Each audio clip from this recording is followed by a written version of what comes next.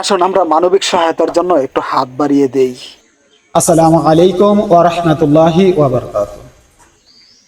আমাদের রাউলখার গ্রামের মোহাম্মদ লিটন মিয়া সৌদি প্রবাসী আজ অনেকদিন যাবৎ কিডনি রোগে আক্রান্ত হয়ে কুমিল্লা মেডিকেল কলেজে চিকিৎসাধীন অবস্থায় আছেন। তার চিকিৎসার ব্যয়বহুল খরচ চালাতে তার পক্ষে অসম্ভব হয়ে পড়ে। তাই আমরা সবাই মিলে একটু সাহায্য সহযোগিতার হাত বাড়িয়ে দিই।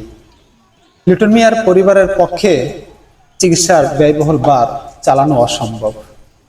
আমাদের একটু সহায়তা লিটন মিয়ার পরিবারে হাসি এবং আনন্দ ফুটে উঠুক, আমরা সকলেই চাই। আমার ভিডিওটি একটু বেশি বেশি শেয়ার করবেন, যেন অনেকের চোখে আমার এই ভিডিওটি পড়ে, যাদের চোখে এই ভিডিওটি যায় তারা একটু সাহায্য সহযোগিতার হাত বাড়িয়ে দিবেন। এই যে আমার স্ক্রিনে দেখতে পারতেছেন, এই হচ্ছে মোহাম্মদ লিটন মিয়া। আমরা সবাই তার জন্য দোয়া করি, আল্লাহ যেন তার এই রোগ থেকে মুক্তি করে তার পরিবারে হাসি উজ্জ্বল চেহারা নিয়ে ফিরে আসতে পারেন। আল্লাহ সেই তৌফিক এনায়েত করেন, আমিন।